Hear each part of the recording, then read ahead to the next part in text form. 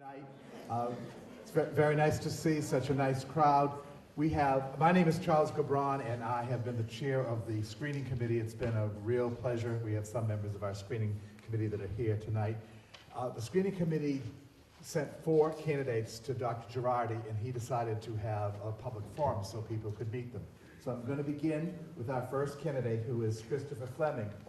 And Christopher Fleming has been serving as assistant principal of the Fowler School since March 2015. His experience also includes nearly 2 years as lower school assistant principal at the middle school in Belmont, and a year as assistant principal at Green Meadow School here in Maynard. He also spent 14 years as a 5th and 6th grade mathematics teacher at Fowler School. Mr. Fleming, a Chelmsford resident, holds both a Bachelor of Arts degree and a Bachelor of Education degree from Bridgewater State University in Bridgewater, a master's degree in education from Fitchburg State University, and a certificate of advanced graduate studies with a concentration in educational administration from American International College in Springfield, Massachusetts. Several members of the Fowler School Principal Screening Committee mentioned Mr. Fleming's lengthy record of dedicated service to the students and staff at Fowler, his vast knowledge of mathematics, his commitment to high standards, and his ability to be a valuable resource for teachers. Screening committee members voted to submit his name to Dr. Girardi for his consideration. So without further ado, I'll turn it over to Mr. Fleming, who is going to make a few comments, and then there'll be time for questions. Good evening, folks. I'm going to get up from behind the table. I hope that's okay. And That's fine. we have so many people at the front of the figure. So my name is Chris Fleming. I have been in education for 20 years. 14 of the 16 years I taught were here in Maynard. I taught math and science for the most part, as Mr. Garan said. I am a father of 3. I have 2 biological children. I have an 11-year-old, soon to be 12. I have a 5-year-old daughter, and I have an adoptive son from Haiti, who is also 12 in 6th grade. So I have a busy household. Part of the things that drive me is my love of children, and I have had the opportunity to go to a couple of different countries to work in orphanages and in schools, so it's as part of my community, so that's been beneficial for me. I've really enjoyed that, and that's how I met my son Davidson that I have home with us now. He joined us in September, so I am also a parent of an ELL student, which is something that is a little different than most. I like watching soccer, coaching my kids. I have one son that plays baseball, one son that plays soccer. I assist with both of them. I don't take the full reins of either of them. My time is passed for coaching. While I was a teacher here, I coached, and I was a team leader, a 6th grade team leader. I was involved in the union quite a bit for a while. So I've done quite a bit as far as in the school system itself. My general philosophy around education is that I believe that all children can learn, given the proper environment. And as an administrator, I believe my job is to remove any obstacles that may occur. And those obstacles can be anything from making sure that we have enough supplies. It could be making sure that we have quality instruction in the classroom, making sure that we have high expectations and high standards, both of which are very important. And some of it could be very small, as far as just making sure we have coverage when people are in meetings, whether it be finding that coverage or going in myself. I've done that in the past, and it's not that big of a deal to me. I have notes that I've written down, so please, if I refer to them, don't take offense to them. One of the reasons why I chose middle school going forward was because I really enjoy middle school kids. They're kind of quirky. They're a little awkward. They're learning who they are in the world, and I find that to be a fantastic age group of kids. Generally, when you get kids coming in 4th grade in this school, they haven't quite reached that stage yet, but you can see them develop and start to learn. And part of my job as an educator is to help them navigate building relationships. And I think in the middle school, that's one of the bigger parts of the process is learning how to build relationships with peers, with parents, with teachers, and how do you maintain those relationships for the lifetime of their schooling and throughout their regular life. So, Great. So Jennifer Gaudette, who is our Director of Curriculum and Instruction, is going to come around with the microphone for people who have questions. So feel free to ask Mr. Fleming any question you would like. We will have about 25 minutes for questions, and then there'll be a little bit of time for a wrap-up. So, questions? And it would be great if you could identify yourself too, so we know who you are. Yes, my name is Lisa Graham. I'm a parent of a current Fowler School child and one coming up in a couple of years. So my concern is the cycling off of the very good students to the charter schools, particularly in Fort Maynard and AMSA. And I'm just wondering if you have any strategy in mind to retain our very best students and sort of keep them from wanting to go to the charter schools. okay. So, I believe in high expectations. To have high expectations is not the only thing that we need to do. We also need to have high expectations and figure out how to get those kids to meet those high expectations. So our expectations have to be up here, but we can't just say they're up there and not help those students get there. So that's part of the process that we need to go through. As a whole, staff has been working on many different things to make sure that high expectations are a priority and that we're working to meet those high expectations. Now, some of those things are the materials which we have in the classroom. Some of those things are professional development and work that we're doing with the teachers themselves. And part of that is part of the teacher evaluation process. As an administrator, I have to go in and do some observations and give feedback around what it is that we're expecting. High expectations is wonderful, but we also need to make sure that they're communicated, that they're very clear to everybody around us, and that everyone is on board with these are the expectations we have. So if we're able to do that on a regular basis, provide kids with extra things like Latin class that we have coming up this year. The hope is that in the future we're looking at some exploratory classes to give kids a broader educational spectrum that they can look at. We will be able to maintain those kids and keep them in town and have them be successful here. Yeah. Thank you. Another question?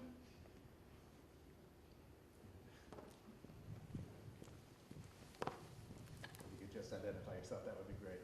My name's Megan, and I have a third grader going into Fowler and twins in kindergarten. So my question's a two-part question. Sure. Is what was your greatest challenge in coming into your current role? And where do you see, and I tend to feel as though sometimes when you have your greatest challenge, they end up being your greatest accomplishments. So what do you see your greatest challenge being in your new role that could ultimately become a Sure. great thing for you and the school and the students Okay. and teachers? Thank you. So one of the bigger challenges coming into my current role was I was an educator here in Maynard, and I was an educator here in this building. So in coming back to Maynard, I have some of the same people that I were colleagues with. So what is it we need to do to make sure that as an administrator and as a colleague, there's not some separation, but how do I express high expectations to them? And I'm fairly blunt with everybody that I work with. I will explain to them exactly what it is that I'm looking for, and then look for it. If I see it, fantastic. If I don't see it, I'm going to give feedback as to how do we get you there. And if we're not getting there, then we need to have a more difficult conversation around what is it we're going to do to get to those high expectations. Because the high expectations are not just my own, but they also have to be the district's. That means parents, the administration, the community as a whole. So we need to work to get that in there. And so coming in, that was one of those hurdles that I had to come into. In going to that next level of being a principal, I have to continue that. And I would say I would have to even go a step further and continue now providing professional development for anybody that may need it. I'm going to have to make sure that we're being innovative and we're being creative with how we do our scheduling so that we make sure that we're getting to all of our children. And how do we make sure that the teachers are on board with that?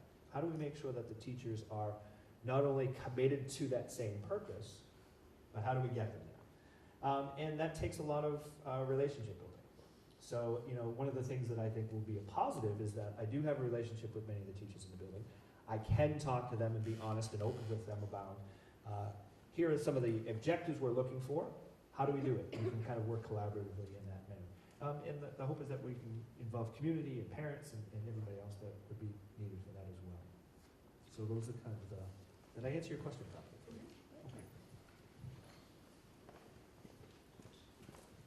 Okay. One side of the room. I am Alex Waldron, and I'm a parent of a upcoming 4th grader. And my question involves accessibility and communication with parents. I mean, I'm a teacher also, and so it's very interesting to be on the other side of things. And, you know, we're learning as we're going. So how are you planning to communicate like the expectations and all of the goals that you like to do on a regular basis with parents, and how, I mean, without being, you know, crazy open or whatever, but like how do you plan on having an openness in the communication so that parents feel that they can approach you? And one of the reasons why I ask that is because we actually choice our children into this town because of the high level of everything that we love here. And we had an experience in our home district where we felt that there was no communication that was adequate for us. We felt that it was much better here and we felt much more welcome here. So how do you feel that you can maintain that and exceed it? Okay. A couple of different things in there we'll unpack. First part seems like communication with the school system and parents. And we generally have, we have a website that's maintained, we have notices that go home. Personally, I'd like to do some more interactions with community members and families and so forth around sending home surveys. What kind of expectations do they have for their children so that we can get that feedback here? Because at the beginning of the year, we're going to create goals. And what are those goals going to look like? What are we going to focus on for the year? And as much as those goals are going to be driven by the district, they have to be driven by the community as well. And so we need to incorporate all that. We need to get some feedback from everybody and make sure that everybody's on that same page. And then it's expressing, this is what our objectives are for the year, and this is what we're hoping to do in a certain amount of time, and being very transparent around those. To say that, you know, we're looking to, we want to increase the amount of time spent in foreign language, let's say. Okay, so how are we going to do that? Well, yeah, as a foreign language teacher, yes. So how are we going to do that? What are we going to do that with? And what do we need from that? Some of them, we will need some outside help. Some of them we can do with them. But getting that information out to the parents is very important. General kind of day-to-day information, I think, is to a certain degree done well, where we have, you know, like I said, we have blogs, we have websites, we have all those things. We can, you know, we put together Twitter accounts, we feed Facebook and all that other fun stuff. But incorporating it as well as all that, having forums like this, an open forum just to say, what are your opinions about X? Back to school night. Back to school night has been done similarly for any number of years. Well, how can we improve upon that? What can we do to help parents get more out of a back to school night or through the curriculum that they have with their kids? So by having open forums, that's one way we can do it. Coffees during the day, making sure that there's constant communication. And again, that open door policy, it's somewhat daunting to a certain extent, and we want to make sure that everybody's comfortable coming in, but it is a small community, and I think that's one of the benefits of Maynard, that there is more access to administration, principals, assistant principals, and so forth going down the road. So, Thank you. the other side of the room now. Let's volunteer. Hi, I'm Tara, and I have an upcoming fourth grader, and then I also have a second grader currently. So my question is basically, what's your daily interaction with the kids like now, and how will that change at all as principal? And then also, how do you deal with challenging kids now as far as disciplining, and how will that change at all as principal? Okay. I'll start with the first part about my interaction with kids. I try very hard to make sure that I'm seen throughout the building, in the classrooms. I will pretty much walk into any room just to find out what kids are doing. And I think that's important, you know, to kind of look over their shoulder and be like, hey, can you tell me about what you're doing here? That kind of an interaction is good for two things. One, I understand what's going on, and if something was to happen, I can say, oh, well, in this classroom, I know that this was going on. And secondly, the kids aren't afraid of me when they see me, which is kind of nice. As an assistant principal, guy in a suit that's in the corner, I can stand there with my arms folded and kids will walk by, well, younger kids will walk by a little bit leery of that, and I don't want that. I want kids to be able to talk to me, I want them to be able to discuss things with me, and feel free to come to me if they have a question or concern. The discipline part of that is, again, going back to my expectations. There's no running in the hallways. Stop, go back and walk, you know the rules, let's walk down the hallway. And it's not done in a manner that's mean or yelling or anything along those lines, but it's kind of matter of fact. We don't run in school, people can get hurt, so please don't. Please go back and walk. And that's that kind of discipline that I would have with all grades and all kids. No matter how difficult they are, there's always a reason or a story behind what's going on. And I'm willing to listen to a certain extent. In that if it's not something that's going to be harmful to others, then I'm willing to listen and say, well, what was your reason? Why did you say that to the person? What happened? What was the situation that made you say or do these things? And sometimes you can get a little bit more information, the more questions you ask, or more that you let them talk. As a principal, I would want to continue doing that to a certain extent. I think one of the most difficult things a principal can do is get out of his office and get into the classroom.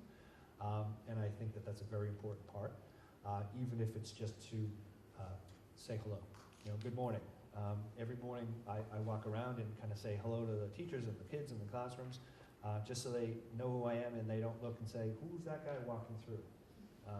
I don't see him that often. And so that's kind of the things that we do here, and that's kind of things I look forward to.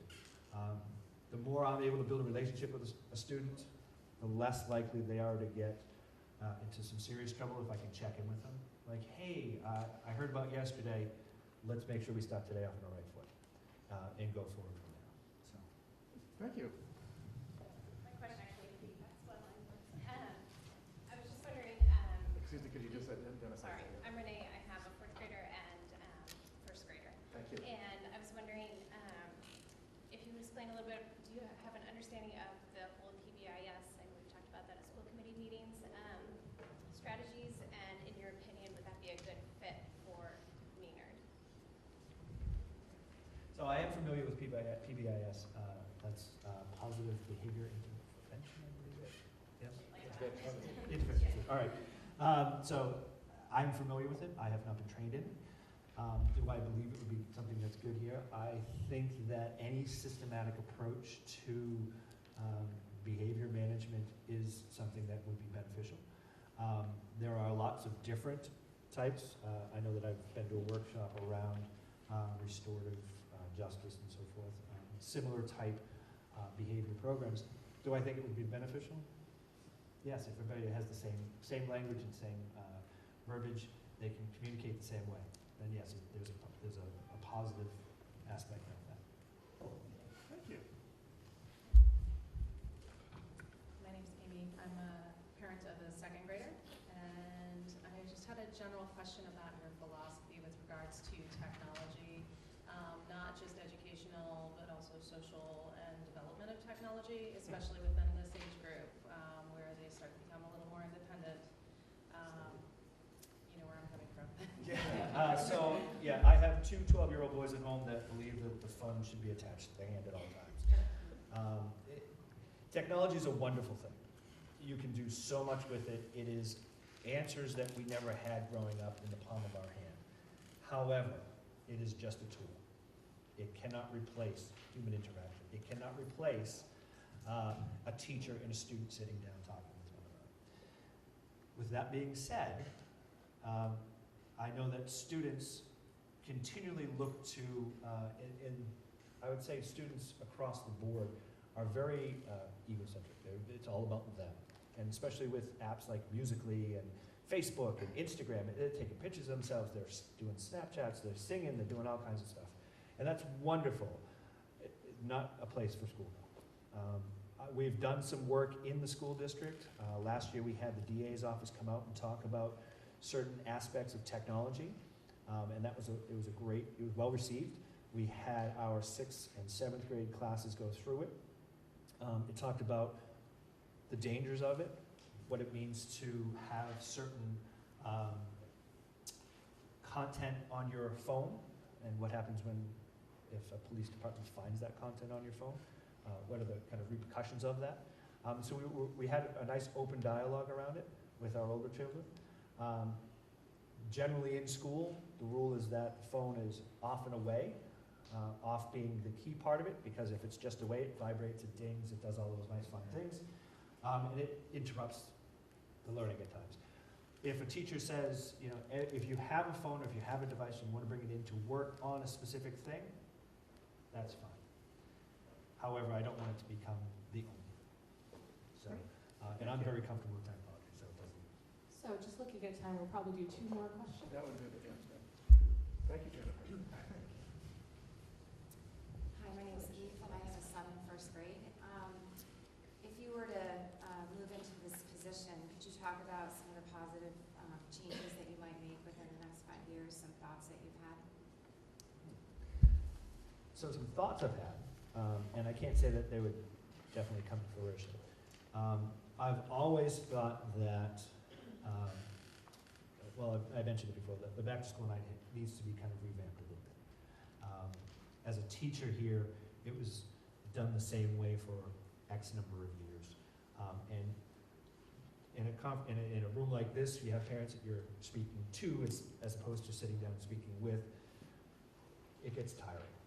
Teachers get tired, the parents get tired. It's not very effective. So that would be one thing that I'd go to. The second thing that I've always wanted to look at, and it's not necessarily something that's an easy fix or something that can be done in just a building, but it would have to be done systemically, is how we grade. What does that look like? I was a math teacher, so you know, I was all about numbers and data and things like that. However, when I had 2 parents come in and both of their kids had an 80 for a grade, on paper it looks like they were the same. And they're not. So how do we change or work with our grading system so that we're able to give more information to parents, they're able to gain more insight into what their child is good at or needs improvement in, and how do we go about working it so that they're still able to get some feedback around what they need to work on? And how do we involve the parents to say, hey, look, this is something we're talking about, what would be most helpful for you? So those are 2 things that I would to really look at. So we're down to our last question. Last question.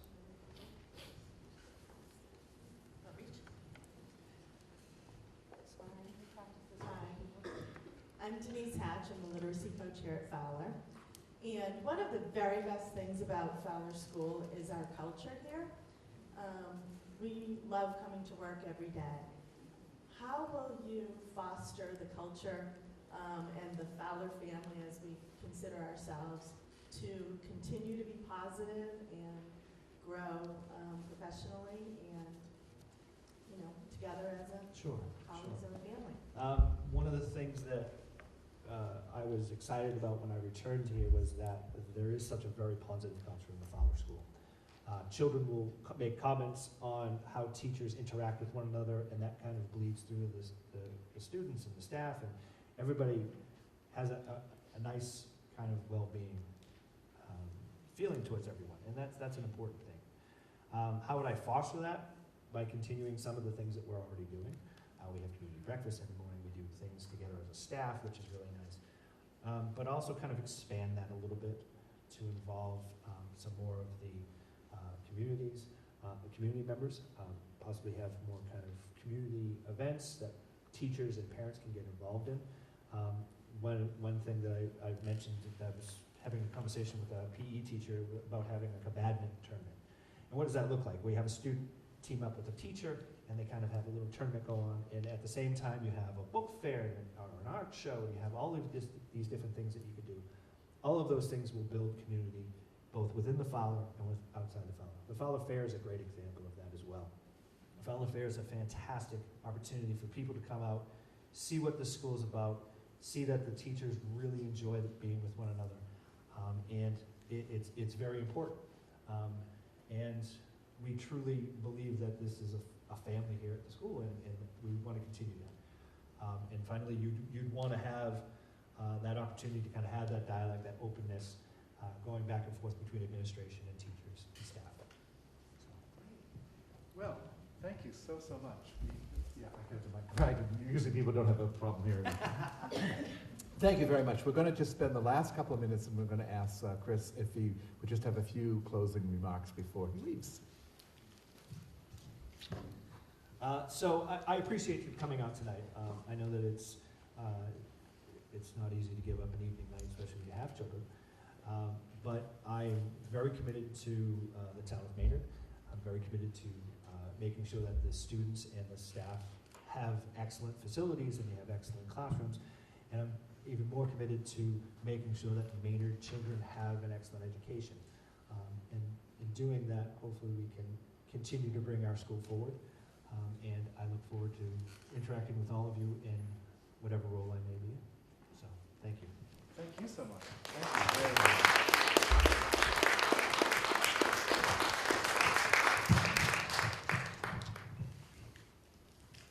So our next candidate will be in a minute. I think people have received some papers to make any comments on. We'll be collecting those at the end of the evening. So. Next candidate is Leslie Knight. Leslie is presently Curriculum Director for Secondary Math and Science for the Hudson Public Schools, a position she has held since July 2013. Before accepting the post in Hudson, Ms. Knight taught high school science for 3 years at Framingham High School, where she also served as a chairperson of the Framingham District Science Curriculum Committee.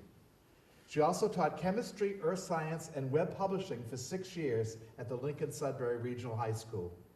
Ms. Knight, a Maynard resident, holds a Bachelor of Science degree from Washington University in St. Louis, Missouri, a master's degree in education from Indiana University, Bloomington, and has completed postgraduate coursework at Endicott College in Beverly, Massachusetts. Several members of the Fowler School Principal Screening Committee commented on Ms. Knight's knowledge of curriculum, her approachable manner, and her commitment to both collaboration and active listening. Screening committee members voted to submit her name to Dr. Girardi for his consideration. So without further ado, I will turn the mic over to Leslie. Great, thank you. I'm actually going to stand, just so I feel like I can see everybody, if that's all right. I'm going to take a couple minutes and introduce myself beyond the bio that you just heard. And I'm going to start by saying that you all being here is why I love Maynard. We have a community of people who are invested in our town, invested in our community, invested in our kids and in our schools. And it's why I love living here. It's why I'm proud that my kids are in the Maynard Public Schools. Well, one is in the Maynard Public Schools, one will be in a couple of years. And it's why I want to work here in Maynard. I want to work in a community of people who care about education and who are willing to do this collaboratively. We as professional educators do this as our full-time job, but we certainly can't do it without the support of parents in the community. And we need to be able to work together in the best interest of all of our kids. So that's why I'm here tonight. That's why I want to work here in Maynard. And you all being here speaks to why I love this town. I've been to events like this in other places where 6 or 7 people show up. So I think it sends a really powerful message that you're all here tonight. So thank you very much. So now we're going to have some questions. And Jennifer, our curriculum director, is going to go around with her microphone. So would you please raise your hand if you have a question, and would you please identify yourself first? We call this wait time.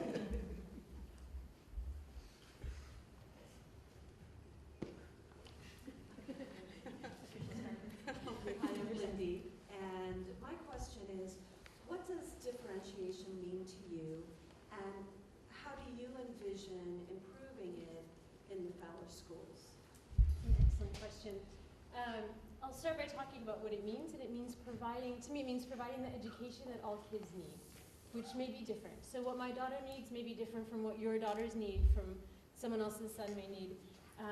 And it's working to individualize the instruction as best we can, knowing that we have 16 to 22 students in a classroom. As far as how I'll work to improve it here, it's a little hard for me to speak to that because I don't know exactly what we have here. So a big part of my job, particularly in the first year as being principal in Fowler, would be to learn what it is that we have, and to do some investigation and to talk to people and to be in classrooms a lot and to see what are the things that we are doing and then go from there as far as improvement. I can speak to what I've done in my current position as Math and Science Curriculum Director. There are kind of a couple of big initiatives around differentiation that we've rolled out mostly this year, in my third year there. The first couple of years, again, was learning and laying some groundwork. And we're able to make some of those changes this year. One of them is we moved from leveled math classes at the middle school level into unleveled classes. And that was a big shift for the math teachers. And so to support that shift and to make sure that we have appropriate math instruction for all kids in those classes, is we did some professional learning and professional development. We were able to hire a consultant to help us with some of this work around the workshop model. So teachers are growing in their ability to provide instruction in 15 to 20 minute kind of snippets, 15 to 20 minutes of whole class instruction, and then individualized instruction for students. So then we have kind of small group work or stations, some of which students are now in the routine of being self-directed in doing that work, and the teacher can work with a small group of kids to kind of tailor the instruction to what those kids need. So helping teachers learn how to do that, providing some coaching and some feedback, and a lot of cheerleading as we're learning how to do this. It's something that elementary teachers are really good at and have done for a long time, and it's something that middle school teachers and high school teachers are learning how to do. So providing some of that training and professional development coaching is something that I've done this year. Thank you. Okay. For our next question.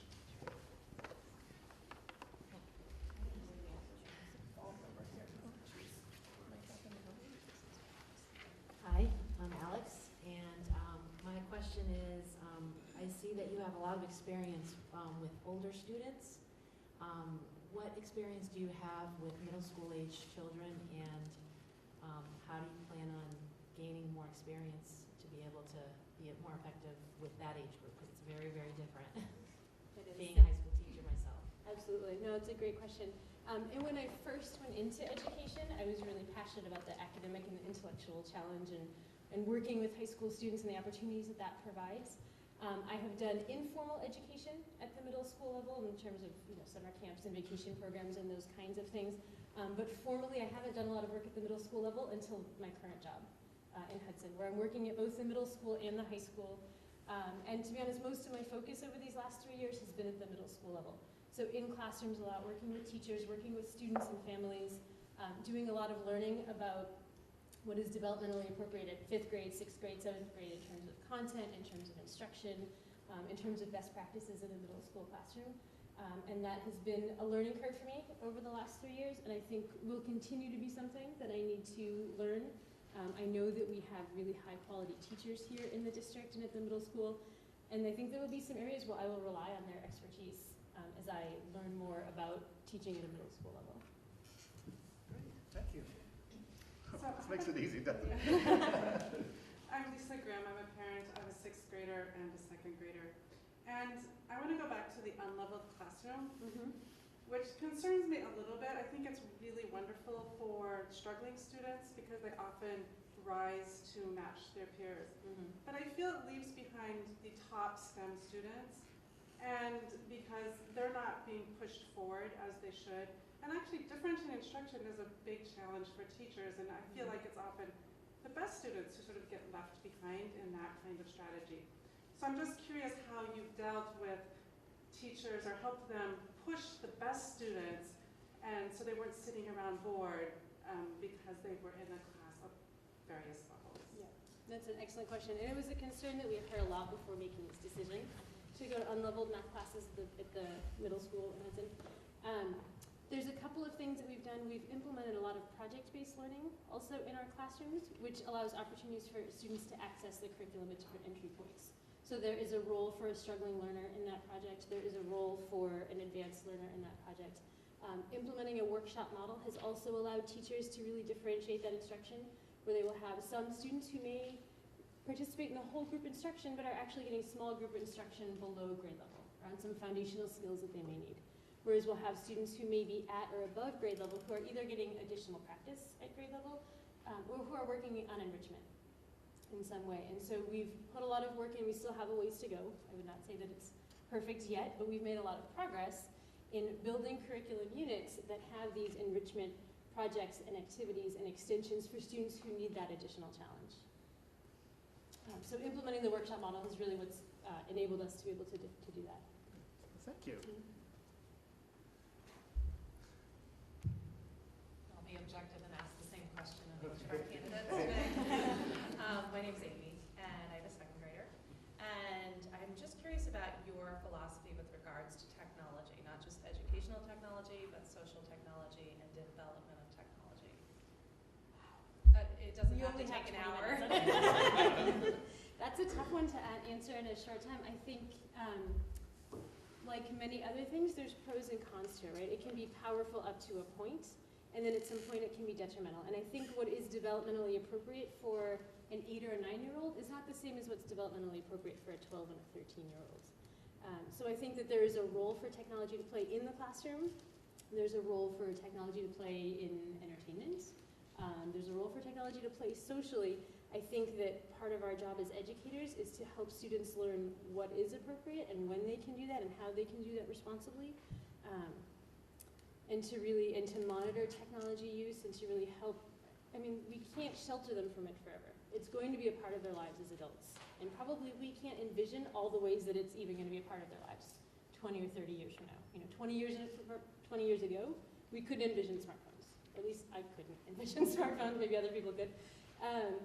So I think we need to teach our students teach our children how to use technology appropriately, and remind them that there's always a human behind whatever interaction that they're having, and that's an important thing to keep in mind in terms of social media and social technology. So, not sure I've answered your question, but there's a lot of pieces to that for sure.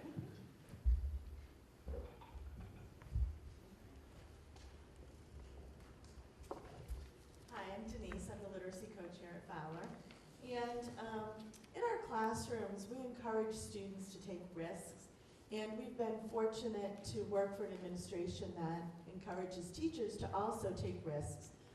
When we have new initiatives or trying to problem solve, teachers are always encouraged to, take chances, try things out, and without fear of failure. And could you speak to that as far as your philosophy around risk-taking for both students and teachers? And we found that a lot of our initiatives have started with, kind of prodding teachers to give something a try. So I'd like to hear your input. Absolutely, thanks. I've talked about the workshop model in math. I would say that's one example of how we've been able to encourage teachers to do that. Another example is implementing these performance assessments in our science program at the middle school. For those of you who may or may not be familiar, the state has recently adopted new science frameworks, although they've been in this process for a couple of years. So we've had a pretty good idea of what they're going to be for a couple of years. And so as a science department, we've looked at what those frameworks were potentially going to be and now are, and how we can really focus on teaching those science and engineering practices and scientific thinking, and how we do that through project-based learning and through performance assessments. And this was a shift in teaching and in thinking about science education at our middle school. And it started with a couple of teachers, just like you said, trying out one project in one unit, 1 year, and it was successful. There were some pitfalls and there were some bumps along the way, and not everything ran perfectly smoothly, but overall the students had a great experience. The teachers saw the student enthusiasm, and then we were able to pick up momentum from there. We know that, if we think about growth mindset, we know that we learn when we make mistakes and when we try new things and when we push some of those boundaries. And so we need to continue to do that as professional adults. We need to encourage kids to do that as well. And a lot of my current role is helping teachers learn what are some of the things that they could be doing differently to challenge their practice, and then supporting them to be able to do that. whether that's with resources, professional development, coaching, being in classroom and celebrating the successes, problem solving, whatever it is. And that's, I think, a big part of our job as educational leaders. Thank you. I hope I've answered all parts of that, yeah. Thank you. Maybe a little stretch here. Hi, have you come up to the front here? Sorry. Thank you. Come join me. Thank you. My name is Jody Hamilton, and I have 2 children in the system. And I have a question about your supervisory experience. And could you give us an example of a time you needed to communicate an improvement plan or suggest improvements in an employee's performance in their work? Yeah. So one of my current responsibilities is teacher supervision and evaluation. As much as I would love for it to always be coaching and cheerleading, that's not always a part of it, right? And there is an evaluative component to what I do. So there are 44 teachers in the high school and middle school math and science departments. I'm directly responsible for evaluations of about half those people, about 20 people each year. So for those of you who are familiar with the teacher evaluation system, that's being in classrooms, providing formative feedback, providing summative feedback, rating teachers on a number of different elements and indicators. And I can tell you there's a teacher who was in her 3rd year last year. So, and as we know that after a 3rd year, if a teacher is invited back, they have professional status. And that means that we really want them to be in our school for a long time. And so this is a teacher who in her 3rd year, we weren't convinced yet that we wanted her to continue working at the school for a long time. And so a couple of visits to her classroom that I made early in the year, we had some concerns. We had some concerns about work with parents and students in a few different areas. I was able to, because I don't directly evaluate all the teachers in the department, I was able to switch her evaluator to be one of the building administrators, and was able to change my role to being a coach. And actually met with that teacher once every 7-day cycle and really worked on lesson planning and some of the areas of instruction and improvement that we wanted to see.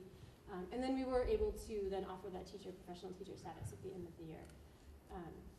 There were some difficult conversations that were had early in the year about what we wanted to see as far as her teaching and her performance and her relationships with students and her work with parents and that kind of thing. They weren't easy conversations to have, but I think that all teachers that I've worked with really want to have the best interests of students in mind. They really want to do what's best for kids. And I think if we can keep in mind that all of us, teachers, administrators, literacy coaches, paraprofessionals, everyone, wants to do what's best for kids, and how do we all do that together, that makes some of those conversations easier.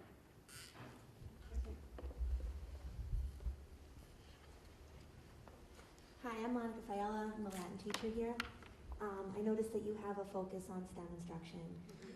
I was wondering if you could speak to ways that you would make decisions and processes that you would go through when you're making decisions about programming here with regards to ELA, social studies, and especially world language. World language has been a little bit in flux. The Latin program is new this year. And so I was wondering what factors you would take into consideration as you make decisions about scheduling. Excellent question. I think a big part of the purpose of a middle school is to help students figure out what are their passions and their areas of interest, and so providing a well-rounded whole, kind of a whole child-based, I guess, education for kids, whether that's world language, the arts, physical education, science, English, math. All of those things play a really important role. In terms of, I think it's probably easier for me to speak to really any decision-making process. A big part of my job, I think, as an educational leader is facilitating conversations and doing that in a collaborative way. So bringing together all the people who have an interest in whatever the decision needs to be, whatever the topic is. I would want to hear from various people. So if it's something about what does our world language program want to be, I would want to obviously talk with the world language teachers and probably work with the high school around what are they expecting us to provide in terms of student background and content as they move up to the high school. This may not be as appropriate in world language, but in other areas also working with the elementary school to say, okay, well, what is it that they are focused on and what do we have to build on here at the middle school? But it really needs to be a collaborative process where different people come together, provide their input, provide their feedback. At some point as the building leader, I know I'll need to make some kind of decision and then communicate out what is my decision and what's the reason that I made that decision. But I would need to hear from different perspectives before getting to that point. Thank you. Yeah.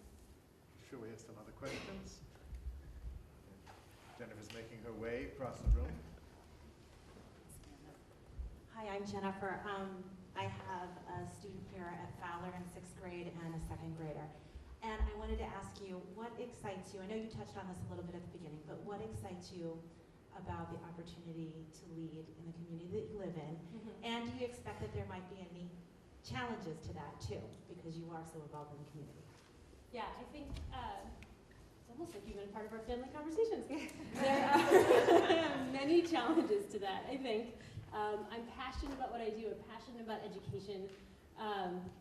And I think there's a part of me that would do it full time. And my family is important to me. And so being able to separate that, I think, will be a challenge at some point. And be able to take the time to say, no, this weekend or this evening or this whatever it is needs to be about my girls and my family.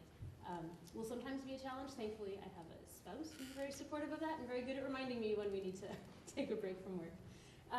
But why I want to work here in Maynard and why I want to be a building leader here in Maynard is because of the community of people and because these are the kids and the families and this is the community that I care about. One of the things that I miss in my current job is I'm not rooted in any one building. I work across 3 different buildings, so I'm not really in any one community.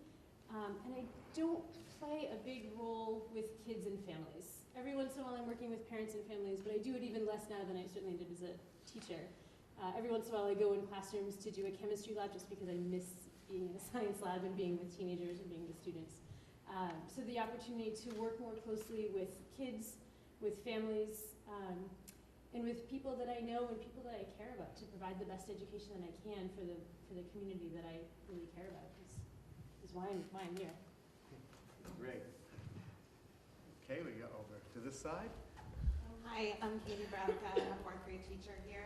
Just kind of piggybacking off of that question, how do you think you would handle, these are your friends, your kids are in the building.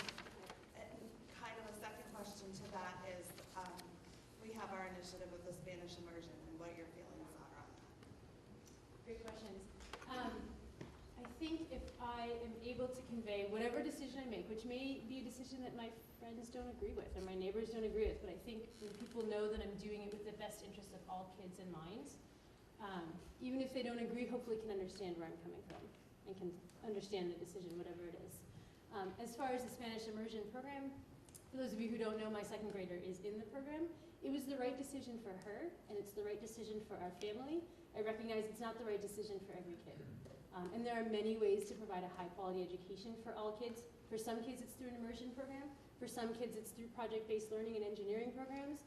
For some kids, it's through high-quality arts education or world language education. I mean, there's many different ways that we can do that. So on a personal level, it's something that I support, and it has been a benefit for my daughter. And I know that it's not the right decision for everybody, and we need to look at how we provide high-quality education for all students. We have time for about 2 more questions. No,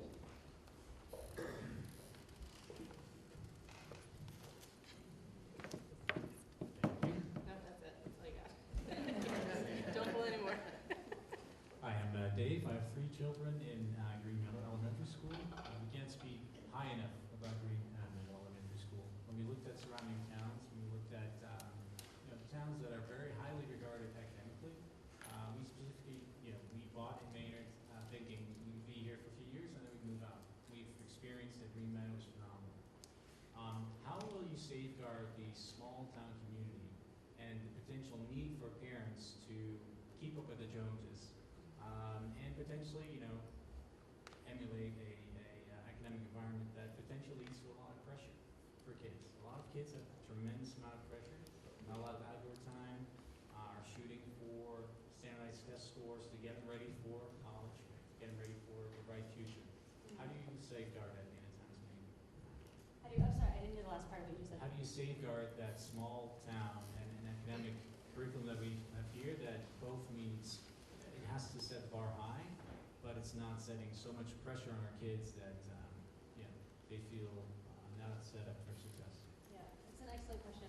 I think there's many parts to that. I know we only have a couple of minutes left, so hopefully I will hit on all of them, or as many of them as I can. I think we have a fairly healthy philosophy here. I think that MCAS and high-stakes testing and those kind of things can provide us with some important information about how we're doing, how our kids are doing. and there doesn't need to be a lot of pressure on students as far as that. And from what I can tell, my daughter's in 2nd grade, and so we haven't really hit that bar in our family yet in the schools. But there hasn't been a huge emphasis. I mean, this is just something that we do. It gives us some feedback, and we move on from it. It's not the be-all, end-all. We certainly do not value a child based on their standardized test score. There's much more to a kid than how they perform on MCAS or PARCC or whatever, AP test or whatever it might be. I think the move to project-based learning, some of the things that we're doing at the high school as far as building portfolios, providing these different pathways to education, and developing in our students the skills that they're going to need for beyond high school. So that's critical and creative thinking, communication, problem solving, collaboration. We don't measure those in standardized test scores. And while the AP and IB programs and all those things, they do provide a rigorous academic education, there's a lot more to educating kids than just those things. And so I think providing project-based education, some of the things that I've mentioned already, are what's going to help prepare our kids for the future. Okay, we have one more question.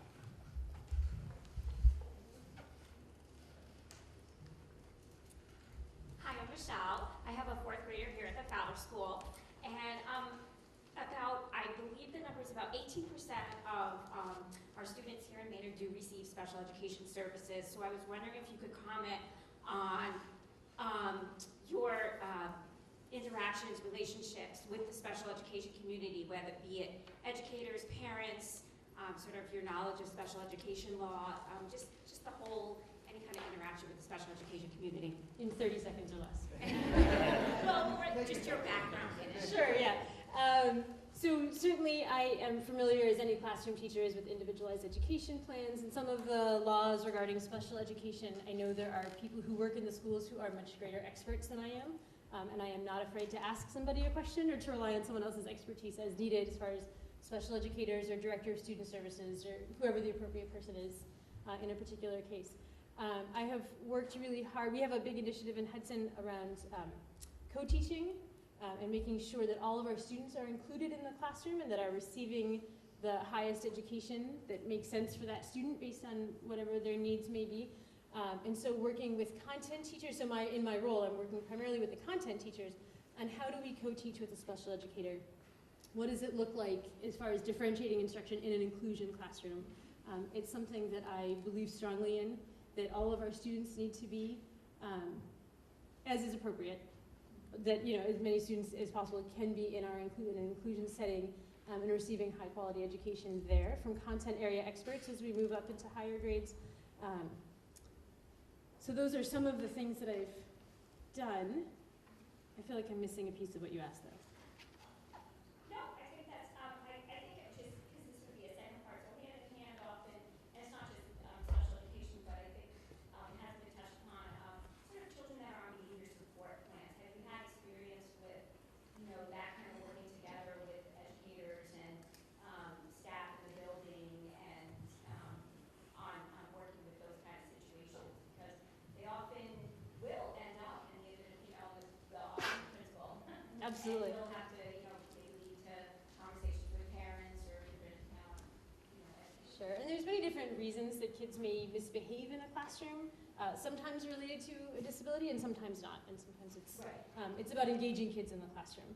I was sharing actually earlier with Dr. Girardi, as I mentioned earlier, about performance assessments and project-based learning that we've been really focused on in our science curriculum at the middle school. And we have a couple of 7th grade teachers who frequently had kids who were acting out in class and misbehaving. And I had a conversation with the assistant principal at the middle school. It was just before or just after, recently, right around April vacation. And he was saying that we actually have seen far fewer students being sent out of our science classrooms recently because students are engaged in what we're doing. So there's a lot that we can do as far as preventative, to prevent some of those behavior problems, as far as engaging kids in our content and our instruction. There's a lot that happens in the relationships between teachers and students, and having those strong relationships is going to help to engage kids in the classrooms. And as much as I can support that and offer coaching and feedback on those things, I think that's an important role that I can play. That said, when it does rise to the level of a student, there needs to be some other intervention or some other support, I would see the kids from 8 to 2:25 every day, and parents see them all the other hours of the day. So it's important as educators that we're working with parents and families to figure out what makes sense for that kid, to help address the behavior issues it may be, to get at the root of the problem, and to help engage that kid in education. Thank you, great questions. Thank you so much. Now, we have a couple of minutes just for you to wrap it up and give some closing remarks before you leave. Sure. I again just want to thank everybody for coming out tonight. Like I said, this really speaks to how much people in this community care about education and care about our schools, and this is a really important role to fill. Right? Who's going to lead our kind of, I don't want to use the phrase middle school, but our middle education building, who's going to lead the Fowler School into kind of the next era, as it will. And so it's really an important decision to make, and I really appreciate you all coming out and providing some insight and some feedback and being a part of this process. So thank you very much for this opportunity, and thank you again for coming out. Thank you.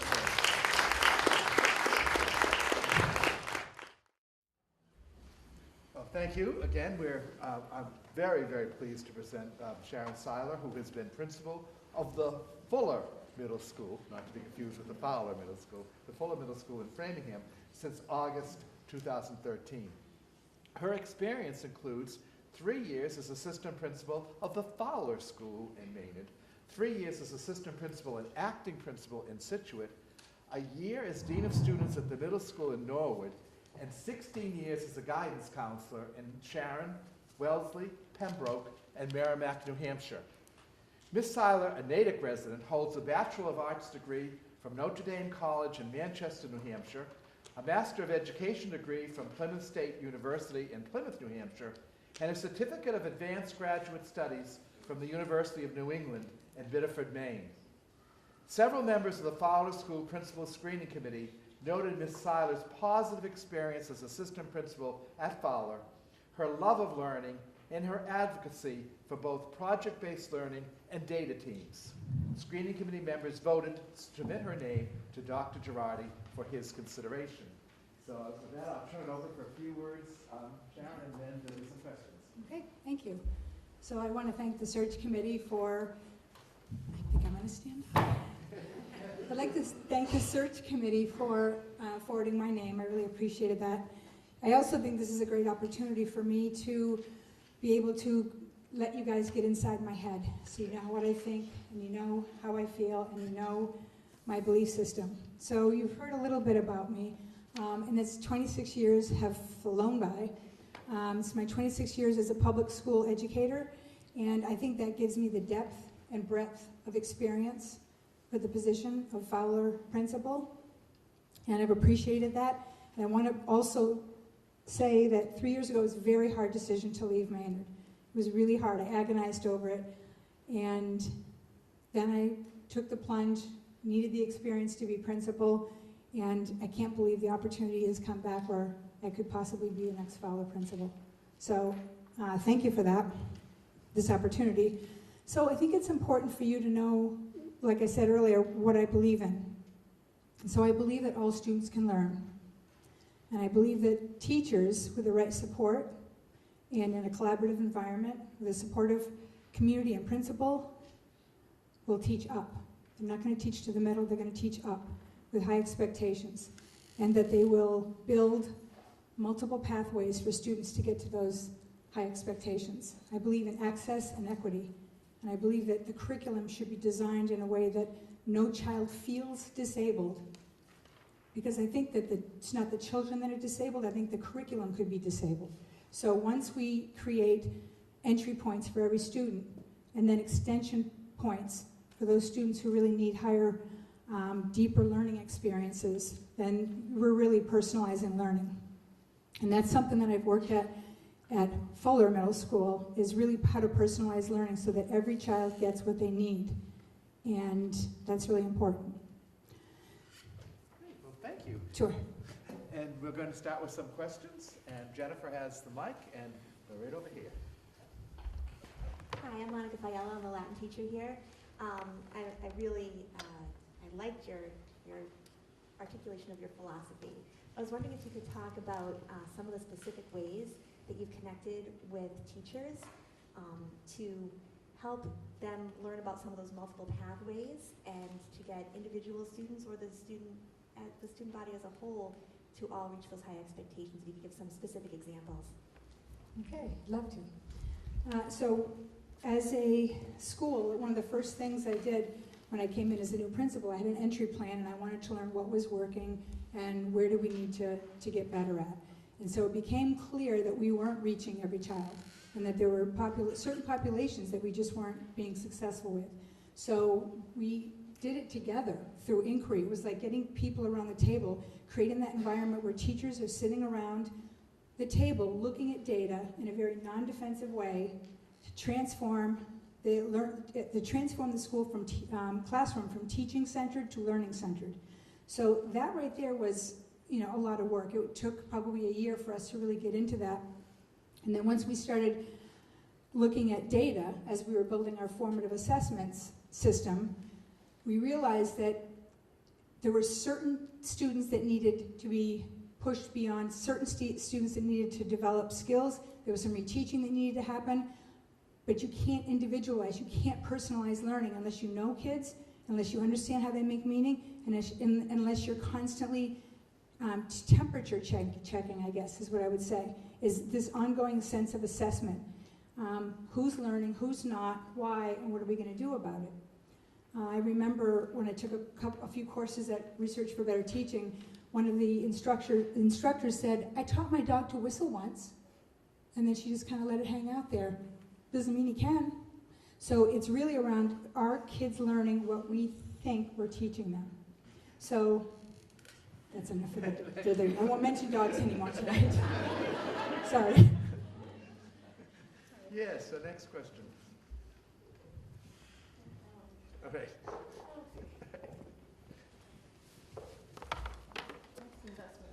Right, this is great. Right. My name is Lisa Grimm, and I'm a parent of a second grader and a sixth grader. And one of my concerns is the loss of some of our top students to AMSA, a charter school, out of the Fowler school system.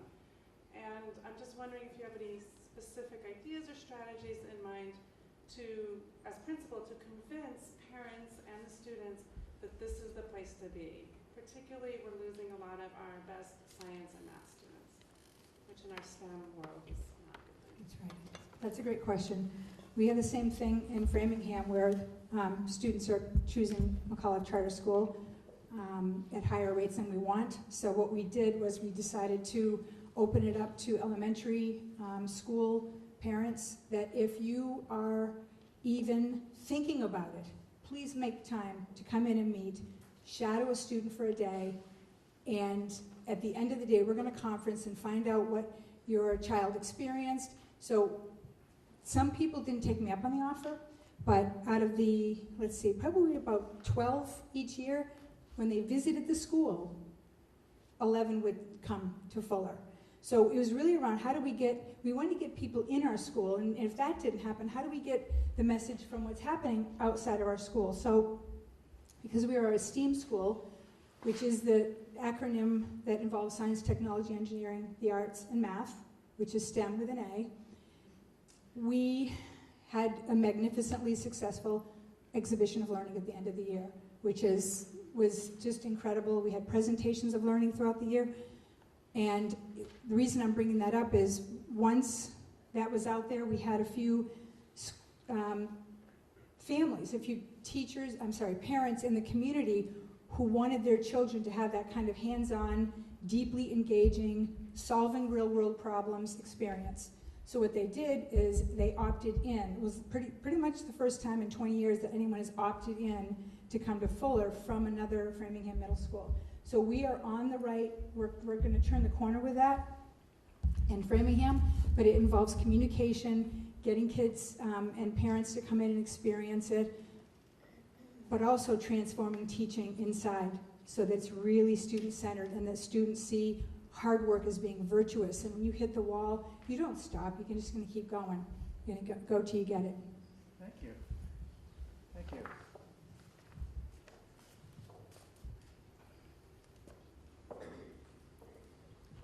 Hi Sharon, I'm Denise Hatch. Hi Denise. Literacy coach. And when you were here at Fowler, you challenged my thinking and the thinking of a lot of us I'm sorry about that. That's a great thing. What kinds of things, can you speak to, what kinds of things you've done when a staff member is not in line with what your beliefs are, and how you kind of can problem solve? And I know that you kind of would steer me and make me really grow with my thinking. What do you do when people are not thinking in line with you? It's interesting because I understand your question, and I guess I don't come from it thinking about me, I come from it thinking about we. So to launch the school year, it's framing, where we are and where we're gonna go and how we're gonna get there, and how we need every single person on board. It takes a village. We need staff, we need families, parents and guardians and kids. And then once that framework is set and defined, and that's done with a leadership team, it's done with team leaders, it's not done in isolation, then what happens is we go back to them. And so and it's happened where there have been teachers who haven't been on the same mindset, haven't had the same mindset, and they just weren't there. So I would conference with them, and I would be more interested in learning about their thinking than I would be in judging them, because they probably have very good reasons for believing what they believe. I just don't know what it is. If I don't know what it is, how can I engage in dialogue with it? So I want to know, and I guess I believe that if somebody, and I'm also open to have someone talk me out of something, like tell me why this is the wrong, tell me why all students can learn is not the way to go, tell me why, and then so sometimes in a dialogue, usually I can pick out one thought or belief that I think is inhibiting that, and then I ask them to challenge themselves into letting that one go for 2 weeks, and then we'll conference again. So it might be fear of, I'm teaching to the middle because I'm afraid that I'll lose the kids, quote, that are struggling or at the bottom. And so once we start that dialogue, or we have that connecting point, then it's a conversation we grow from. Thanks.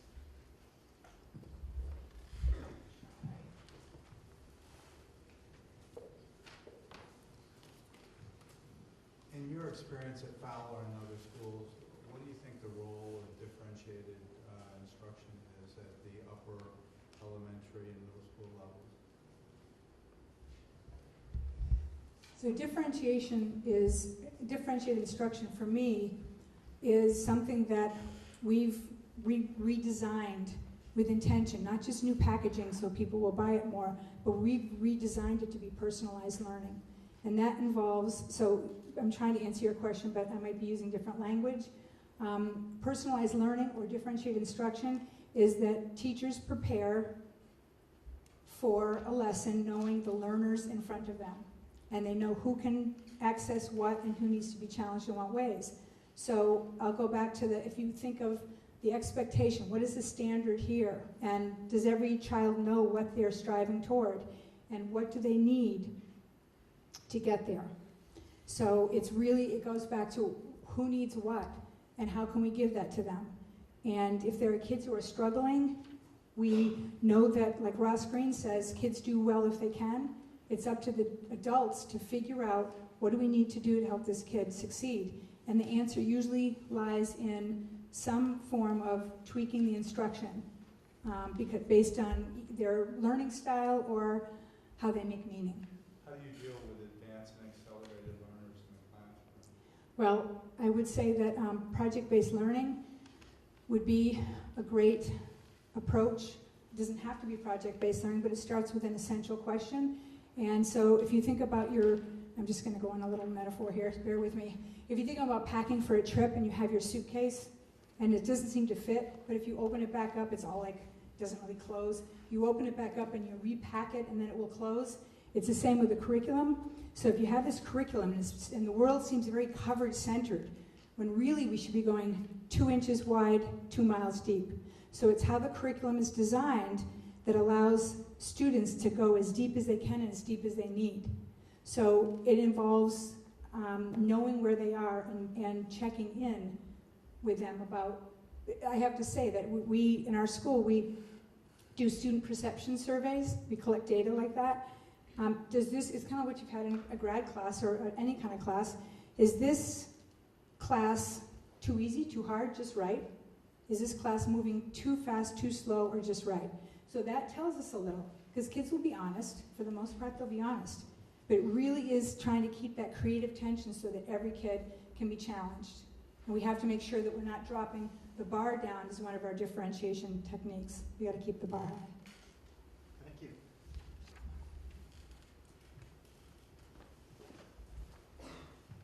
Hi, my name's Amy. I'm a second grader, so it'll be a few years before I'm Fowler. But my question is regarding your philosophy with regards to technology in the middle school. Not just within the middle school, but with those kids, with regards to educational technology, social technology, as well as development of technology. I'm glad to have the chance to speak about technology because I think at the original screening interview, I answered a question that was more about Framingham rather than about me. So one thing I believe and know to be true is that technology is not a teacher.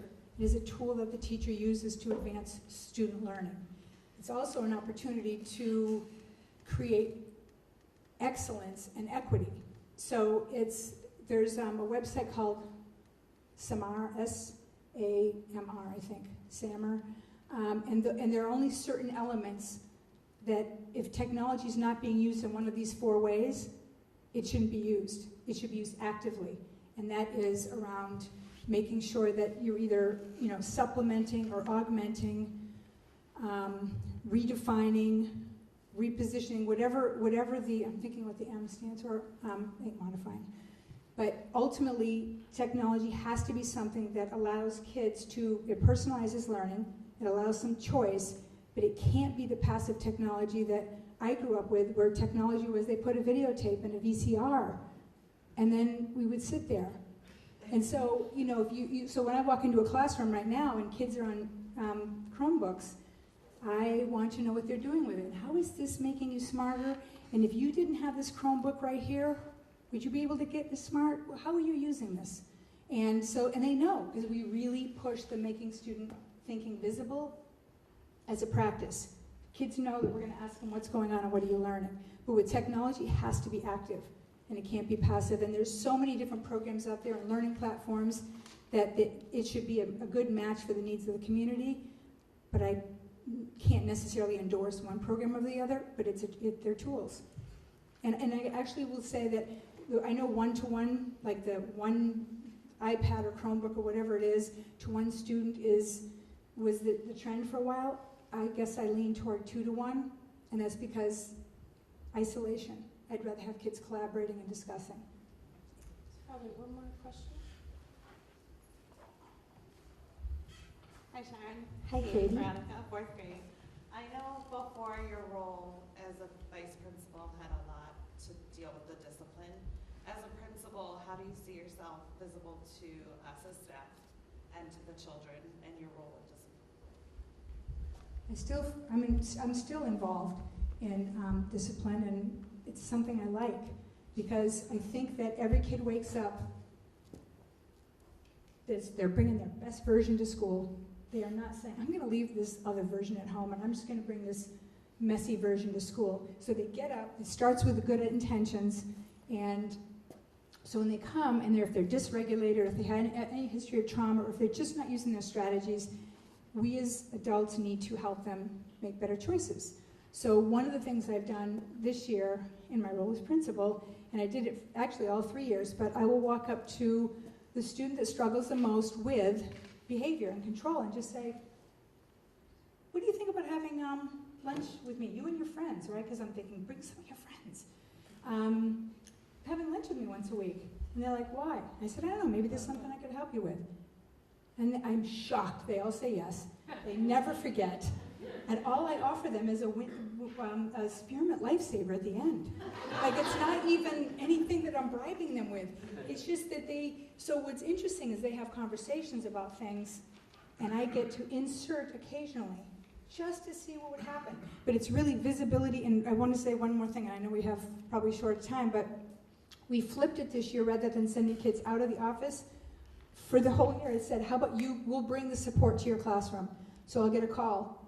We need help in C10. So I take my radio, I go to C10, I walk in, it's like a little surprise party. I'm wondering what I'm going to get into here. And then sometimes there's nothing going on, and I go, this is great.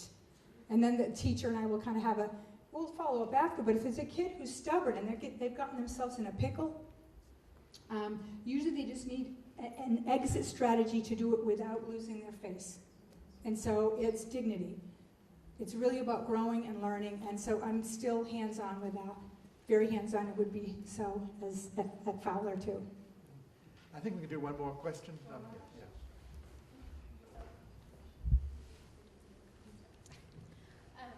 Hi, I'm Renee. I have a 4th grader here and a 1st grader at Green Meadow. And one of the things that our family's been really pleased with this year is the work that the teachers have done around growth mindset.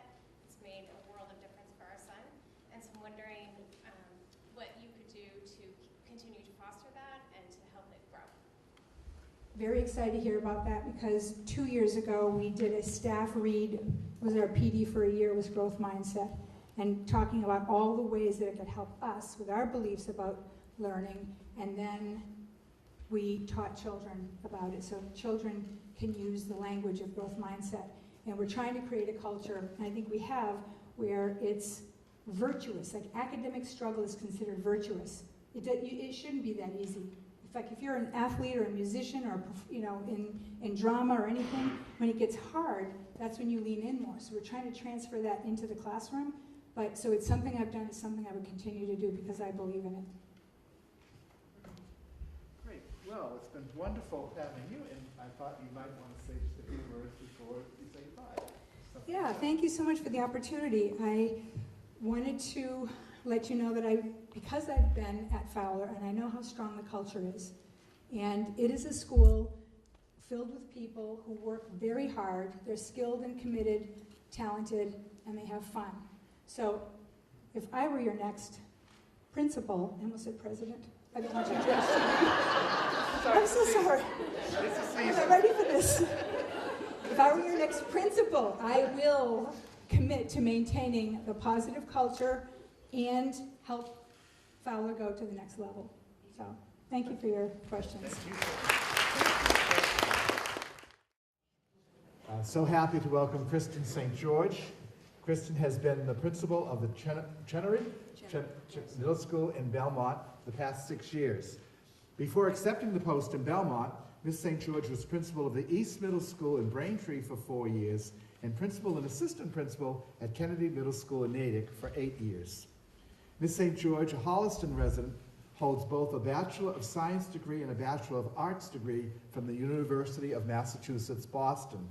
She also graduated from Fitchburg State University in Fitchburg, Massachusetts, with a Master of Education degree with a concentration in educational leadership and management.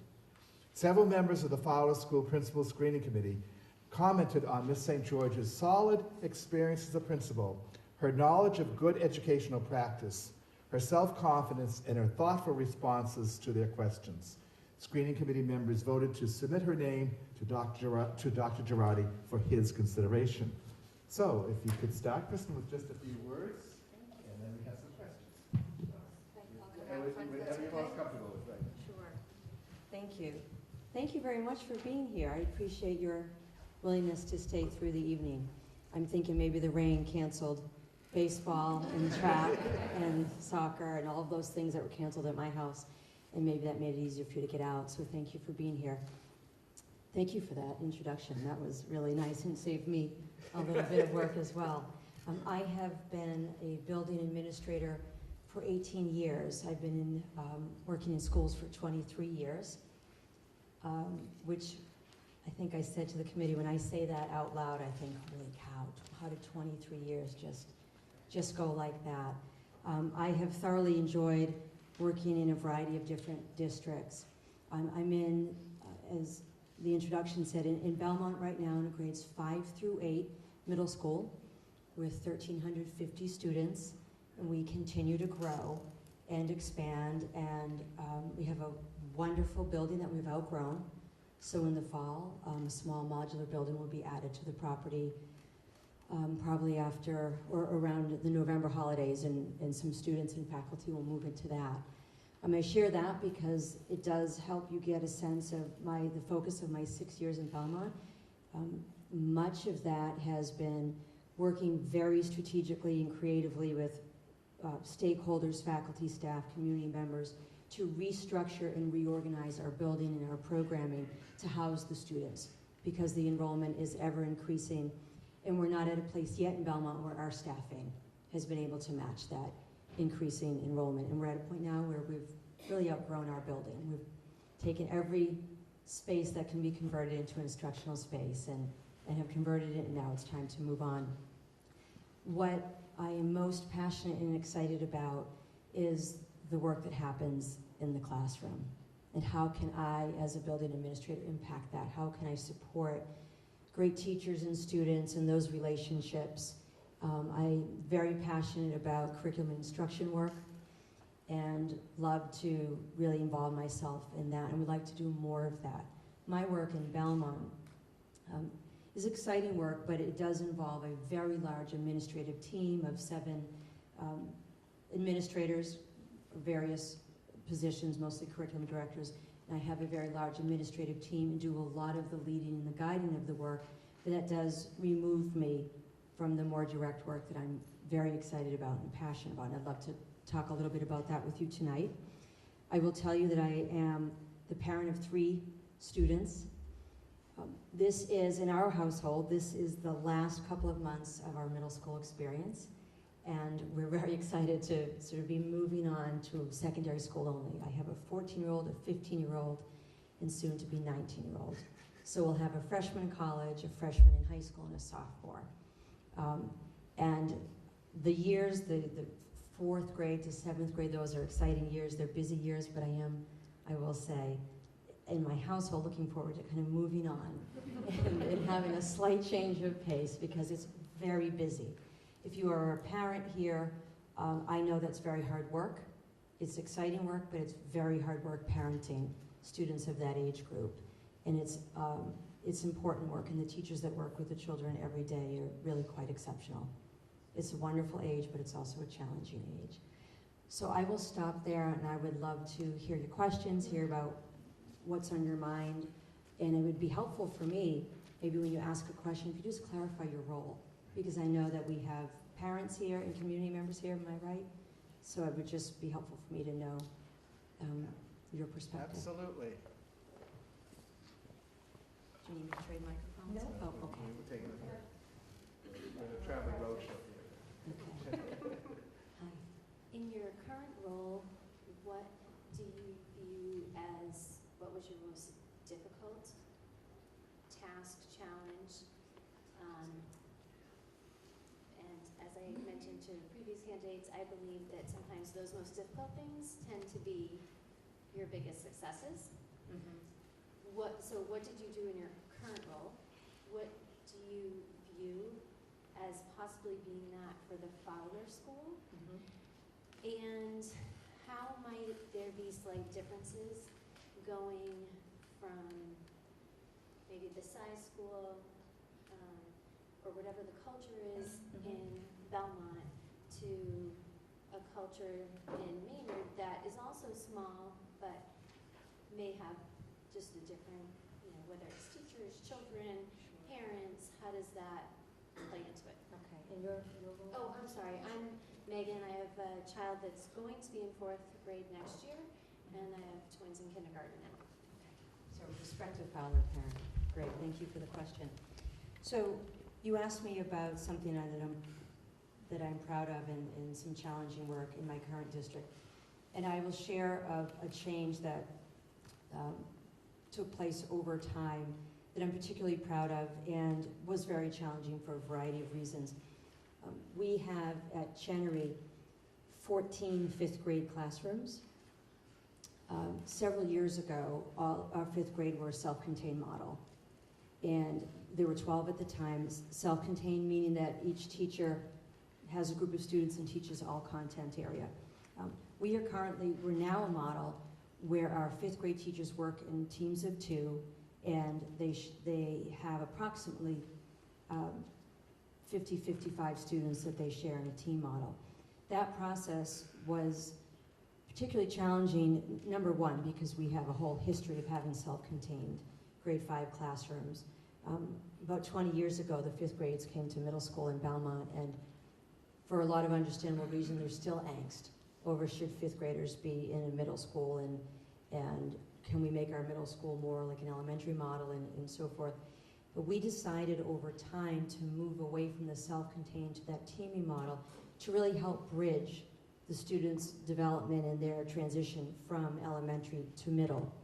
Students were coming from self-contained elementary schools and going into a very large middle school without that teaming structure.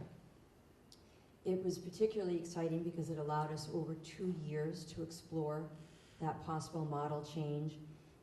It really was an outgrowth of some great work that the teachers did together, some collaborative work. We were looking at our time on learning and our need to extend our learning blocks. We were looking carefully at whether or not our students were best prepared for some of the transitions of 6th grade and some of the team model of 6th grade, so that was another reason to look at that change.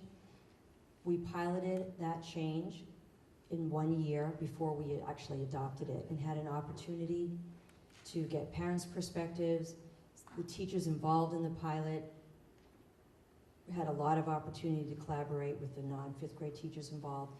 And it was particularly successful because it involved a lot of dialogue, a lot of give and take, a lot of really good listening, understanding what some of the resistance might be to that change, and why ultimately we felt that that was the best change and the change that I recommended to the superintendent and that we have since adopted.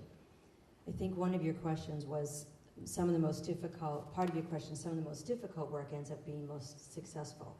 And that's why I shared that one. It was very difficult for a variety of reasons, and probably because the amount of stakeholder involvement. It was 14 teachers, but it was also entire school culture. It was a parent group. It was 4 feeder elementary schools who were really had some genuine concerns about the transition, and a leadership team. So it was about gathering information, collaborating and working and listening with multiple groups, and ultimately putting forward a change that really is best for our students and for the school, and is going quite well. Now, you had other parts to your question, and I think they were separate questions. Belmont, I think, is maybe smaller than some of the regionalized schools, but Maynard is much smaller. So Yes. in thinking about what might be a challenge Mhm. that you might face in Maynard, whether it's due to, just differences in culture, difference in size, what might be something that you would look to that probably would be challenging but might later be a great success, and how would you, Sure. how would differences in culture, whether it's the size of the schools, and we only have one, we don't have 4 feeding in, so. Right, right. When you have a small district, I won't speak to what I know to be some challenges that Fowler is facing. Every school has challenges.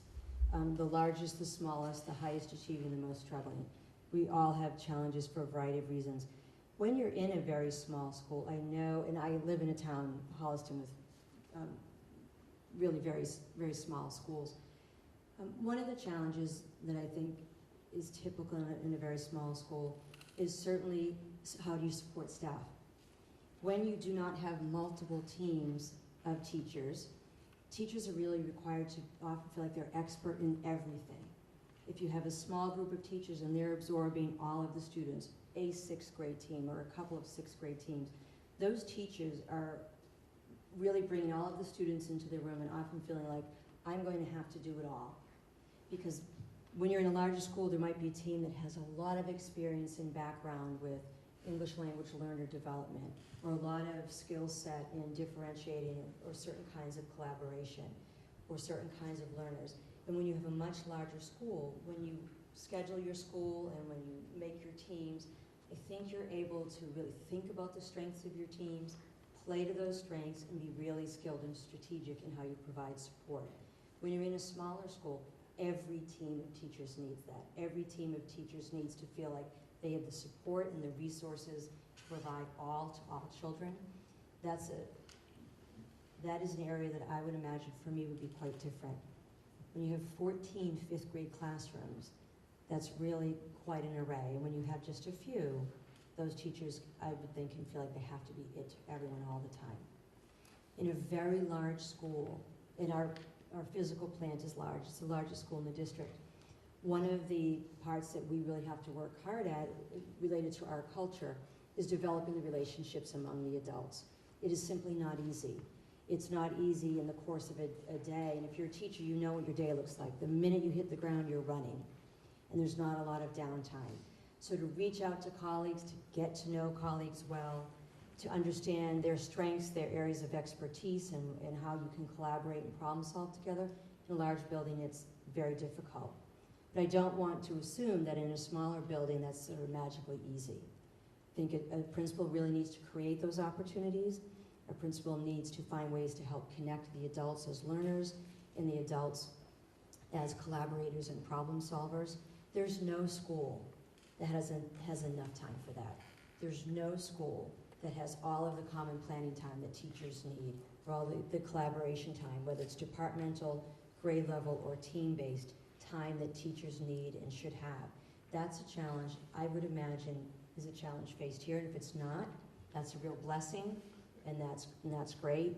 But that's a challenge I think that all schools have, is when adults can get to know one another well and really learn to problem solve and collaborate and share responsibility for the students and for the outcomes, you have a much better student experience, but you also have a much better adult experience. And you have a much richer school. Well, thank you. Jennifer's getting her exercise now.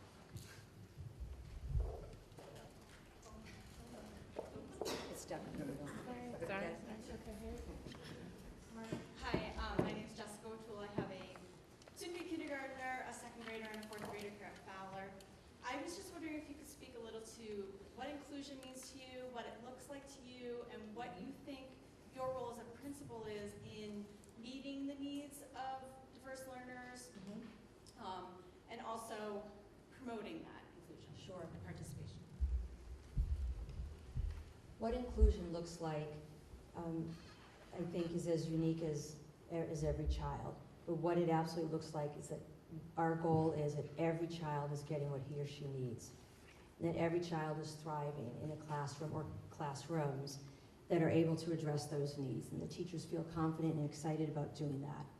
That's really what inclusion is all about. For some children, that is absolutely 100% in a general education setting. And for some children, it's degrees of that. And so I won't say that there's a right way to plan that. It's really as different as the children. The ways that a principal supports that, I think are varied, but absolutely at the forefront, a principal's job is to really put out what I just said, that inclusion is every child. It's every child having what he or she needs and making sure the teacher has those tools. My role is less directly involved in the team meeting process, although I am, with some degree of frequency involved in a meeting process or on the pre-planning of a meeting. I read every IEP in my building, and I really feel strongly that that's absolutely the least that I can do. That I'm really clear in understanding what the students' needs are, what their profile is, what the vision statement is, and what the parents expect and are hoping for. Certainly beyond that, the principal's role is to make sure the teachers have the skills and the training and the supplies that they need to carry out the expectations. That can look like a lot of different things. It can be, are teachers proficient in dealing with intervention at the classroom level, at the tier 1 or tier 2 level? Are teachers having that collaboration time that I talked about for consult, or for connecting with service providers who are able to weigh in and give them ideas and suggestions and input around instructional strategies? That's the daily work of the team, and the principal's an important part of the team. Ways that you promote that as a principal is really to make sure that when you think about outreach and when you think about connecting families to schools, that you're creative and you make sure, and you really self-check and you reflect to make sure that you are really specifically reaching out to all parents, and not the parents that are sort of regularly in attendance, or the parents that are most able to get out and about, but that all parents feel included, and they feel that the school's activities, the interactions of the school really are for them and for their children. Does that make sense to you? So the parent is feeling welcome and feeling that they are part of that process. Thank you. Hi, I'm Monica Fiala. I'm the Latin teacher here. So I actually came from a very large high school before I was here, and I know that sometimes when I would go to administrators and I would mention this student or that student, especially the Latin students, because they were really good students, the principal had no idea who I was talking about because there were 2,100 kids. Here at Fowler, our administrators really know all of these kids. If I talk to an administrator about a certain kid, they'll be able to tell me, oh yeah, you know, this is happening or that's happening. That's probably pretty different from the size school that you're coming from. So I was wondering if you could speak to what strategies you would use and how you would approach the kids and really get to know them on the level that we're used to here as a staff. Sure, that's a good question. I think that takes a lot of work. I know hundreds and hundreds of students, but the way you're talking about is really knowing them, knowing their families, and being able to speak to some dynamics. That takes time, and that takes purposeful effort. That takes a principal really getting out to where the children and the families are, being visible, saying hello, listening, attending team meetings with a small t, like grade level meetings or team meetings, and talking with the teachers, talking with guidance staff and service providers. It takes time. It's not something that's going to happen overnight. Anyone that comes into the school is not going to have that instant understanding and that historical knowledge of families. But it's worth the effort. It's an important part of the commitment. For me, a lot of that will look like knowing many kids, but then also making sure that I've developed strategically very specific structures so that I am able to sit regularly and speak with the teams of service providers and support staff that do connect very directly with the students and with the teachers. I meet with my administrative team every other week, which involves service providers, and we talk about our students, and they are very clear to keep me up to date on anything that I need to know that's concerning about a student's progress. And we cycle back regularly. That's not the same. I know that level of engagement is not the same as direct FaceTime or knowing a child's name right away, but it's part of what I do to make sure that I am not so far removed from the students and the families that I can't speak about their needs or address who they are and how we can better support them. Nor do I ever want to be so removed from that when a teacher comes to me and says, I need some help, I need some support, I'm not sure what to do, that I'm at a loss. Or that I have to say, I think you better go see someone else because I'm too far removed. That's an important piece, and is regardless of the school size, that needs to happen. Is that helpful? Thank you. Thank you very much. I was curious as to, you're already a principal, so Yes. what attracts you about being principal here at this school? There are a couple of things. One is the size of the school. The fact that when we talk about intermediate and middle school and what's best for students in that age group, thinking about students in 500, 600, 700, to me is really a most developmentally appropriate configuration for them. And it's one where all adults can get to know the students well as learners. That's very exciting to me. And to be able to interact closely or more closely with the faculty and staff that provide that day in and that day out instruction and support to the students is, I think, speaks to my strengths and speaks to what I am most passionate about and what I love to do most. That's one of the big pieces that appeals to me here. Another piece is, as I'm learning about the district and from what little I knew prior to visiting the past few days, is the sense of community, the sense of family, the sense of ownership that the Fowler faculty and staff in particular have. I'm hearing quite a bit about that. And to me, that tells me there's some pretty special stuff going on around here that I would like to be a part of and that I may have something to contribute there. When adults are working that closely together as adults in service of student achievement, I think that's a pretty exciting place.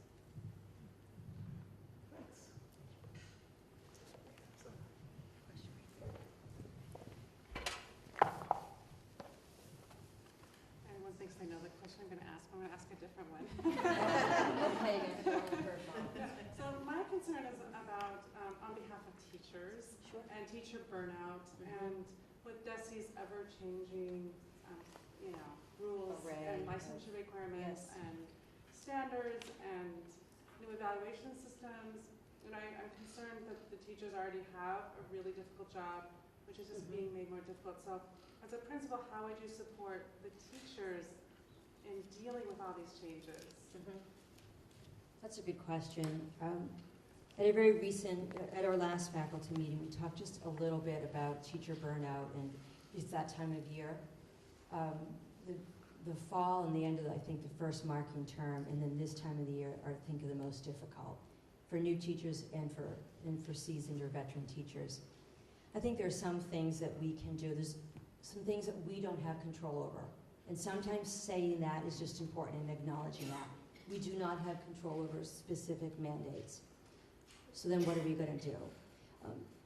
One of the things we talked about as a whole faculty relates to that social emotional competency and learning for adults. And that is, how are we going to be supportive of one another and recognize what it is about us that we need, particularly at this time of the year, to do to take better care of ourselves. And for everyone, it's a different answer. If we're going to get through the spring and get through finalizing all of your artifacts and all of the things that you need to do to finish your own evaluation work and your report cards and all of the transition things you're going to do for your students, you need to think strategically about what am I going to do to get through all of this. And as a school community, we need to talk openly about how we're going to support one another. As administrators, that support can look like finding ways to give teachers small amounts of time. That's not particularly easy to do, and there's never enough, but you always can be mindful of that. It also means, I think, at times, really digging deep and saying, what can we celebrate? What's going well? What are some of our accomplishments? What are some of our recent accomplishments? Because those things kind of feed our soul, if you will, and help us. But as administrators, I think over the course of the year, you don't wait until the spring to try to fix it all. Over the course of the year, some of the ways that we relieve that stress and that burden is to be really open and have a relationship with staff and tell us about the workload. Tell us about some of our timelines. When we're observing teachers, are we giving constructive and useful feedback? Are we as administrators doing our best to be consistent in what that looks like? Because when we're not consistent, we raise the stress level of a building. There are 12 or 13 different administrators that are involved in supervision and evaluation in my building. And when we are off, the stress goes all over the place because teachers begin to get anxious and begin to wonder, what happens when Kristen comes in and observes and writes me up? Well, what happens when your evaluator comes in and writes you up? But when we can be consistent and transparent and really upfront and listening to teachers, we help manage that. Mentoring programs help with that. Support systems help with that. But I would say that the DOE or DESE is the one area that they're remarkably consistent is the level of inconsistency that they deliver us. Truly. And they will come out with initiatives, and they're not necessarily bad initiatives, but they will roll them out and take them back and roll them out. It's very stressful. And I think being open and talking about that and really finding ways to support that, it's remarkably difficult. We have time, I think, for one more question.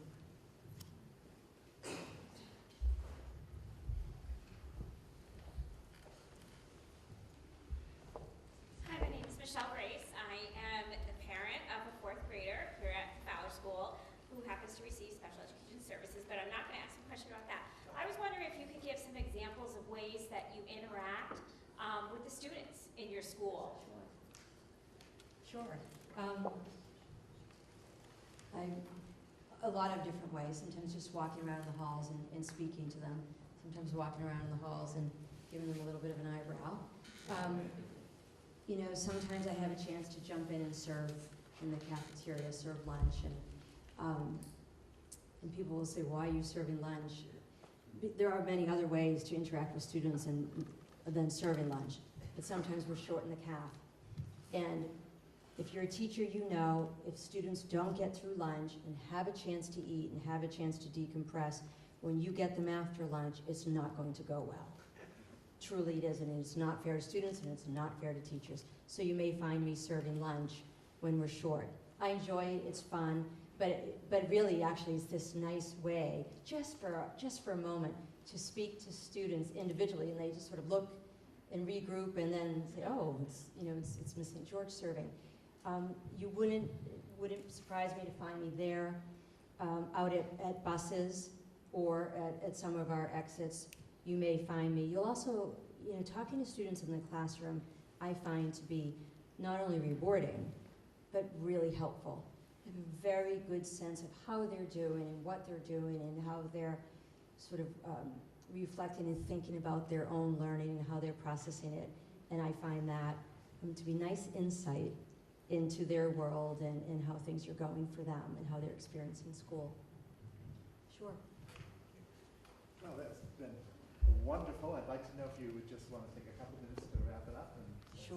Remarks. Sure, thank Wonderful you. having you. Yes. Thank you for having me. I appreciate it. And I appreciate that this is not a typical forum that faculty and community members coming together to ask questions. So I appreciate willingness to sort of take some risks and ask questions and maybe groupings that you're not typically in. I appreciate them. And I know we probably could go on for all evening talking about some of the struggles that all schools face and some of the challenges that we all face in providing for our students. I have really enjoyed my time in the district. I'm excited about the possibilities of the wonderful work that's happening at Fowler, and certainly would love to think about how can I support that work and forward that work and really take this school to wherever that next step is in being a nurturing and exciting and wonderful place for students and for adults to be and work together. I'm excited about that. That is really what gets me going and wanting to be in schools every day. So thank you very much for your time tonight, and I certainly, regardless, wish you a wonderful rest of the spring, and hang in there. It's not that much longer, and thanks again for your time. I appreciate it. So first of all, I'd like to thank the screening committee. As you can tell, we have 4 outstanding candidates. I asked for 3, but they were so good, they scored 4 for me. So I want to thank Denise Hatch because she suggested this forum. A round of applause for Denise. Because it really is going to be a very difficult decision for me. 4 great candidates with very different strengths. We purposely asked you to write down your thoughts. Believe it or not, I'm going to be reading them all. Because if you don't mind passing them in on your way out, I need your input. I need to know what the community feels. And I really do think they're all outstanding candidates. So I can't thank you enough for being here tonight, and I want to make sure you know that your input will be read and will be considered. So thank you very much for coming out tonight. Thank you.